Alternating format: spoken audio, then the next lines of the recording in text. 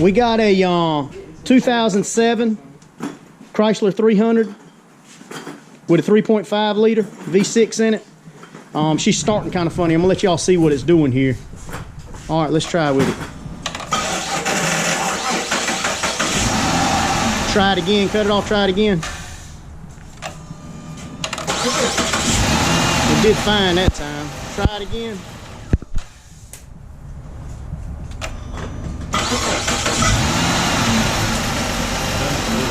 Yeah, you can hear it drag a little bit. Try it one more time.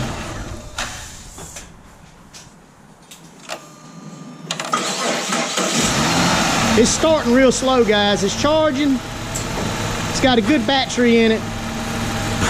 We're gonna look at some more stuff. We're gonna look at some grounds and see if we can figure out what might be ailing this thing.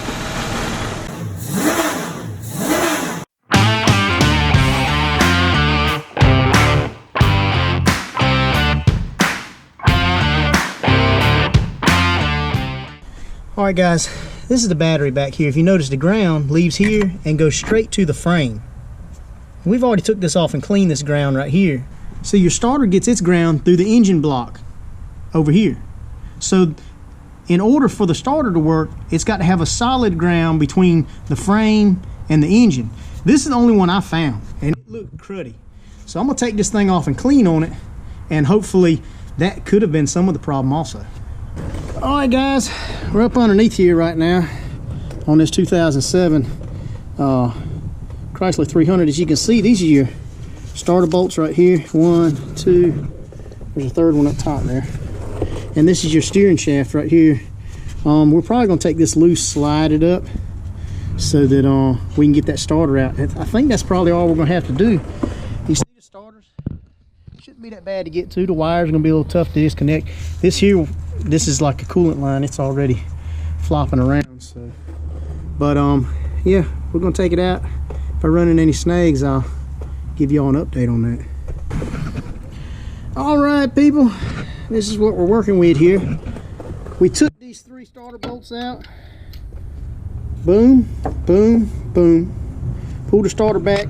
We undid the steering knuckle right here, just kind of so it would flop around. If you notice, it kind of moves up and down and around. Took that out. This here just clamps in a little clamp right here. We just kind of took it out, let it flop around.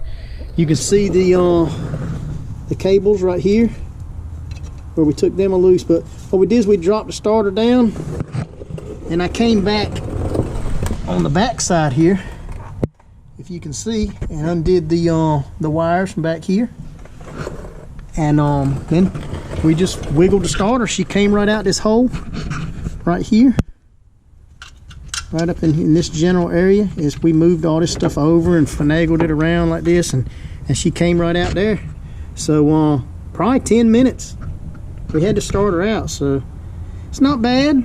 You just got to have a little bit of patience, had the right tools. We had some swivel sockets, I think, make things a little bit easier. But yeah, for the most part, she wasn't bad at all. All right, we went to the O'Reilly's, and we got us another starter. You can tell this is a new, it's remanufactured, but it's got a new solenoid on it, so that's good.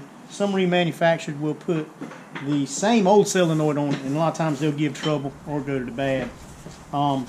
This one looks really nice. We've already checked all the grounds, the battery, all the cables, everything else. So I'm fixing to go in with this right now.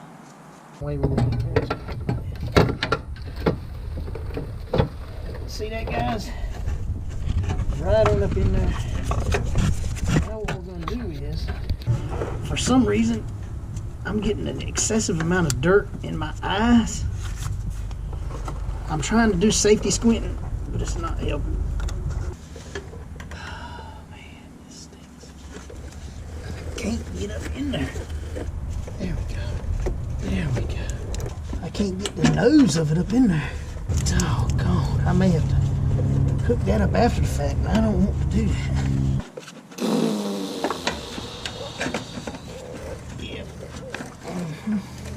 Yeah, that stinks right there.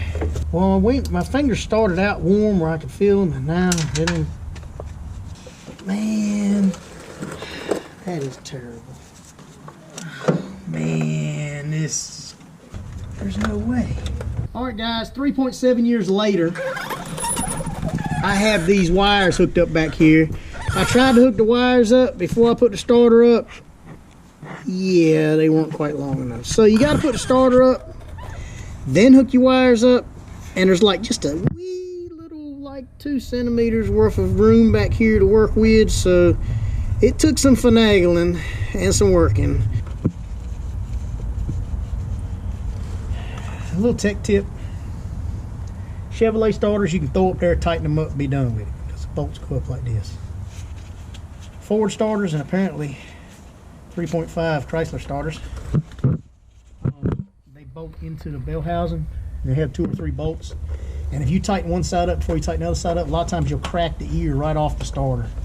That's what I don't want to happen, guys. So I'm just trying to be fragile with it. I got them just barely snugged up, guys. I'm just making sure everything's nice and flat. Make sure I don't have any gaps anywhere. Tight. Tight.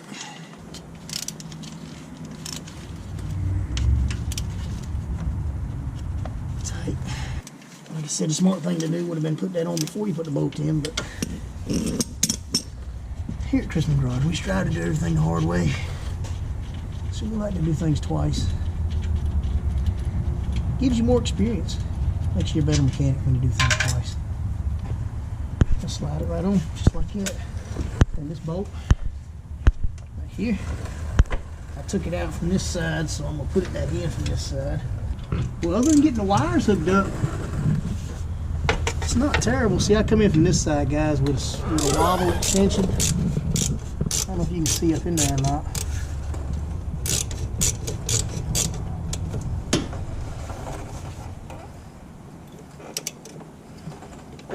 Okay, we got all 3 starter bolts tight. I got the starter on the back tight. I got the clamp on. I got this back on and got that tight.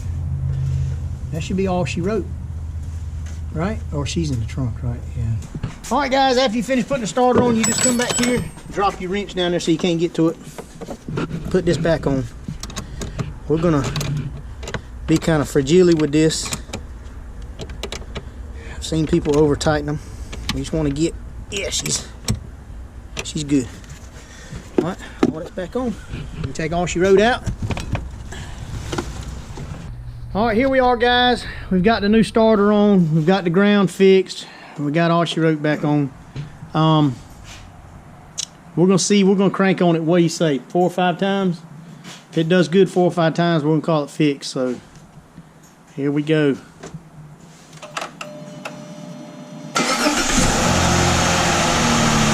I think she sounded different that time. She went a little faster and I heard it.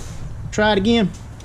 I think it's spinning over way faster than it is. Because before, even when it cranked, it would go yow, yow, yow, yow. Let's try it again. That's 3. We're going for 5. 4 times. Here we go.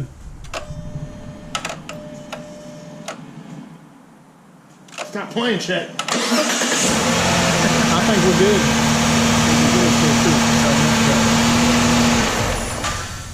Yes, fixed. All right, just to recap, we fixed the ground.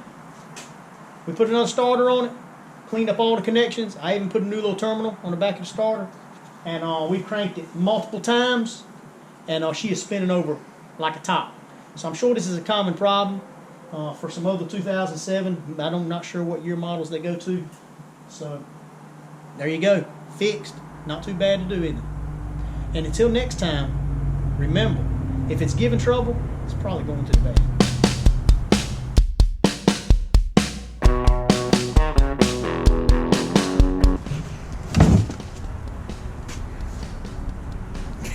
You ever heard the term thick as a kindergarten pencil? And there you go.